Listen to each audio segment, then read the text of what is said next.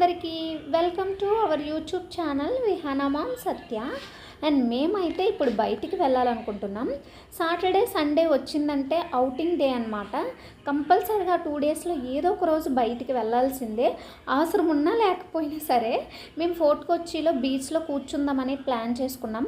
And that విహానాకి summer wear లేవన్నమాట, అంటే like కొంచెం పాడైపోయాయి. సమ్మర్లో మంచి క్లాత్స్ తీసుకుందామని చెప్పి స్టార్ట్ అయ్యామన్నమాట.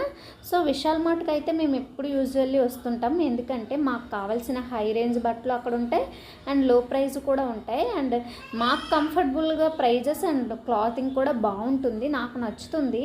సో అందుకనే తీసుకుంటాం అనమాట. ఎక్కువ కాస్ట్ పెట్టి ఒక జత తీసుకొని అది వేసిన అవసరం ఉండదు. తక్కువ కాస్ట్ తీసుకున్నా మనం వేసుకొని కొన్ని డేస్కే అది పడేయచ్చు. సో అందుకనే మేము ఇక్కడ నచ్చుతాయి నాకు. మెయిన్ ఇవన్నీ పెద్ద పిల్లలకి అనమాట. ఇటు సైడ్ అసలు ఇప్పుడప్పుడే వెళ్ళనవసరం లేదు. మన విహానా చిన్నది 2 years కాబట్టి ఇక్కడ కావాల్సిన ఫ్రాక్స్ కాటన్ అండ్ బనియన్ క్లాత్స్లో కంఫర్టబుల్గా దొరుకుతాయి.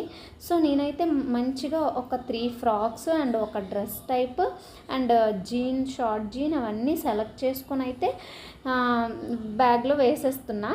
ఇంక ఈ లోపు అయితే బిల్లింగ్ చేసే దగ్గర ఒక్కొక్క 5 ఉన్నాయన్నమాట. ఒక్కొక్క దగ్గర 10 members ఉన్నారు. సో అది చూసి షాక్ అయిపోయి నేను సెలెక్ట్ చేసుకున్న హ్యాండ్ బ్యాగు, టాప్స్ అన్నీ వదిలేసి అయితే వచ్చేసాము. ఎందుకంటే అక్కడ బిల్లింగ్ వేస్తే మినిమం 1/2 hour పైనే పడుతుంది, అంటే 40 to 50 minutes పడుతుంది. సో ఆ బిల్లింగ్ వేయడానికి అక్కడ నుంచి టైం వేస్ట్ చేసే బదులు బీచ్కి ఎప్పుడు వెళ్తాము, తిరిగి ఎప్పుడు వచ్చి ఇంటి దగ్గర వండుకొని తింటామని చెప్పి వదిలేసి స్టార్ట్ అయిపోయాం.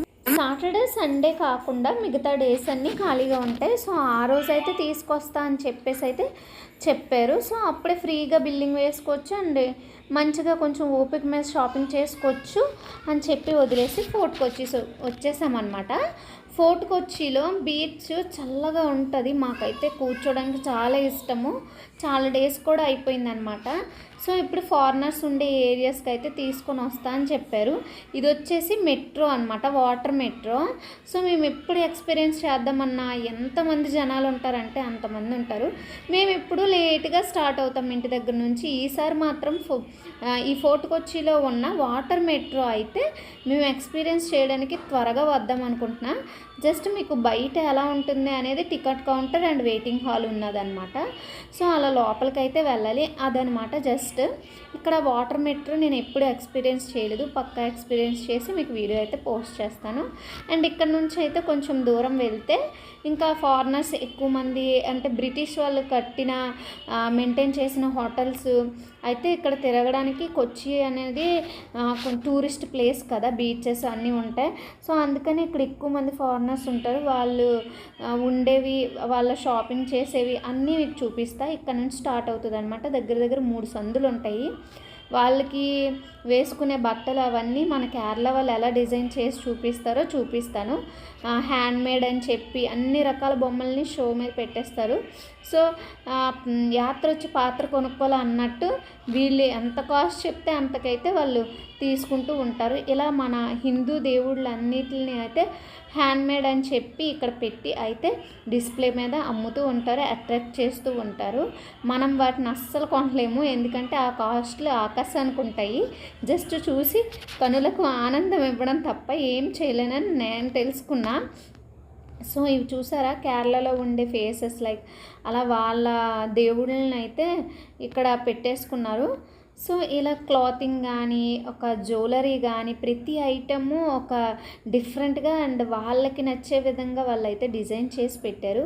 ఇక్కడ ఉండే రెస్టారెంట్ కాస్ట్లు కూడా 1 dayకి దగ్గర వాళ్ళకి చాలా అమౌంట్ తీసుకుంటారు. 1 dayకి 5,000 అలా తీసుకుంటారు. సో అంటే థౌజండ్స్లో తీసుకుంటారు అనమాట. సో ఇవన్నీ స్పీడ్గా మేము బైక్ మీద అయితే తిరిగేసాము. ఇది నేను 3-4 times వచ్చాను ఈ సందులోకి. జస్ట్ ఆ షాపింగ్ ఏరియా తిరగడానికి బాగుంటుంది అంతే, అందుకనే వచ్చాము. సో నేను షార్ట్ వీడియో చెప్పాను కదా, ఫారినర్స్ చూడండి మీకు కనిపిస్తూనే ఉంటారు. తర్వాత బీచ్ లోపలికి వచ్చేసాము. ఎప్పుడైనా నాకు నైట్ రైడ్ అంటే చాలా ఇష్టం. నైట్ అందుకే మా హస్బెండ్ ఎప్పుడు ఈవినింగ్ లేట్గా బయటికి తీసుకెళ్ళి నైట్ తీసుకొని వస్తారనమాట. సో నాకు బీచ్ దగ్గర ఉండడం అన్న చాలా ఇష్టం అనమాట. మా హస్బెండ్కి బీచ్లో దిగడం కన్నా అండ్ బీచ్కి పక్కన ఉండాలన్న భయం అనమాట. లైక్ నచ్చదు, బట్ నాకు ఇష్టం అని చెప్పి తీసుకొస్తుంటారు. విహాన అయితే అసలు కింద ఇసుకలో కూడా కాలు మోపడానికి ఇష్టం ఉండదు, అస్సలు దిగలేదు. కానీ నేను మాత్రం బాగా ఇష్టపడతాను.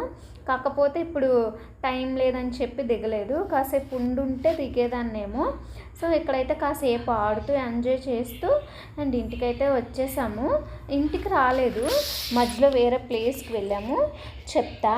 అండ్ ఒక రీల్ చేద్దాము అని అనుకునే లోపు అసలు వీడియోయే కరెక్ట్గా రావట్లేదని చెప్పి మా హస్బెండ్ వద్దనేసారు. సో ఇలా అయితే చల్లని గాలి అండ్ బీచ్ నాకైతే చాలా ఇష్టం. నైట్ బీచ్ ఇక్కడ వచ్చేసి ఫోర్ట్కి వచ్చి లోని మనకి బర్డ్స్ పెట్టారంట. 60 రూపీస్ టికెట్. నేను వెళ్తా అంటే వెళ్ళమన్నారనమాట. సో ఎంత మోసం చేశారంటే లోపలికి వెళ్ళాక అన్నీ మన పారం కోడ్లు పెట్టేశారనమాట. వైట్ కలర్ కోడ్లు ఉంటాయి కదా, అదే ఆ కోడ్ పెట్టేశారు. మనకి చికెన్ చేసిస్తారు కదా, అవి మొత్తం అన్నీ అవే. ఇంకొన్ని ఏంటంటే చిన్న చిన్న గ్రీన్ కలర్ ప్యారెట్స్ ఉంటాయి కదా పిల్లలు, వాటిని పెట్టారు. ఒక 2 పెద్ద ప్యారెట్స్ని పెట్టారు అంతే. ఆ బర్డ్స్ నేనేదో నిజంగా అన్నీ ఉంటాయేమో అనుకొని వెళ్ళాను. ఆ లోపలికి వెళ్ళాక చూస్తే అర్థమైంది వీళ్ళు జస్ట్ అక్కడ వరకే ఆగిపోలేదు. ఆ బర్డ్స్ అవన్నీ ఒక నార్మల్గా కొన్ని పెట్టేశారా. ఆ లోపలికి వెళ్తే పిల్లలు ఆడుకోవడానికి కొనుక్కోవడానికి స్టాల్స్ పెట్టేశారనమాట. ఈ 60 రూపీస్తో వదిలించుకొని బర్డ్స్ చూసి వచ్చేద్దామా అంటే ఇంక మొత్తం ఒక ½ KM వరకు స్టాల్స్, పిల్లలు ఆడుకోవడానికి ఎగ్జిబిషన్ అవన్నీ పెట్టేశారనమాట.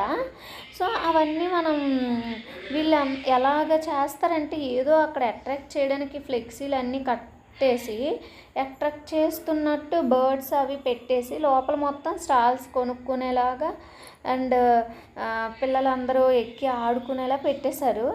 సో అలా వీళ్ళకి మాత్రమే సాధ్యము కేరళ వాళ్ళకి, ఎందుకంటే ప్రతిదాన్ని బిజినెస్ చేసేస్తూ ఉంటారు. పోనీ అట్లీస్ట్ ఇది ఓపెన్ పెట్టేసి చూపించేసి వదిలేకుండా అవన్నీ పెట్టడం అనేది నాకైతే మంచి బిజినెస్ ఐడియా అనిపించింది.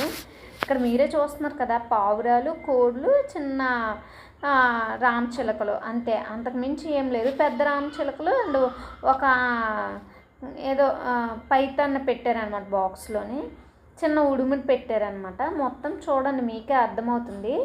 అసలు 60 రూపీస్ వర్త్ అనిపించలేదు నాకు, ఎందుకంటే నేనేం లక్షలు వేలల్లో ఇచ్చేయలేదు. కానీ 60 రూపీస్ టికెట్ తీసుకున్నామంటే కనీసం చూడడానికి ఏదో ఒకటి పెట్టాలి కదా అని ఆ 2 పెద్ద రామచిలకలు ఉన్నాయి, ఆ 2 అట్రాక్టివ్ కనిపిస్తున్నాయి. మిగతాదంతా వేస్ట్ అనిపించింది. ఇంకా లోపల స్టాల్స్లో అయితే ఇంకా కాస్ట్లు బీభత్సం, బయటే కొనుక్కోవాలి. ఎందుకంటే 4 ఇయర్స్గా నేను ఇక్కడే ఉండి ప్రతి కాస్ట్ ఎక్కడ ఎలా ఉంటుంది అనేది చూశాను కాబట్టి చెప్తున్నా. పెద్దగా ఎవరు కూడా కొనట్లేదు. పైతని చూసారా ఎలాగుందో, ఇలాగా అసలు అది కదులుతూనే ఉంటుంది. ఈ తొండలు అంటారా, ఈ ఊసరవల్లిలు అంటారా, అసలు ఇంకా అవి చనిపోయా బతుకున్నాయా అని డౌటే అనమాట. ఎందుకంటే అవి అసలు కదలట్లేదు. విహాన చూసింది బర్డ్స్ని, స్నేక్ని, అన్నిటినీ చూసింది దగ్గరుండి. ఇది ఉడుము అనమాట. మా ఊర్లో చాలామంది పడుతుంటారు కొండల మీద. ఇంక ఇగోండి చెప్పాను కదా, చిన్నపిల్లలకి అట్రాక్ట్ చేయడానికి షాపింగ్ ఏరియా చాలా పెట్టేశారు. సో ఆ 60 రూపీస్ బర్డ్స్ని చూడడానికి వచ్చి ఇక్కడ ఒక 1000 రూపీస్ వదిలించుకోవాలన్నమాట.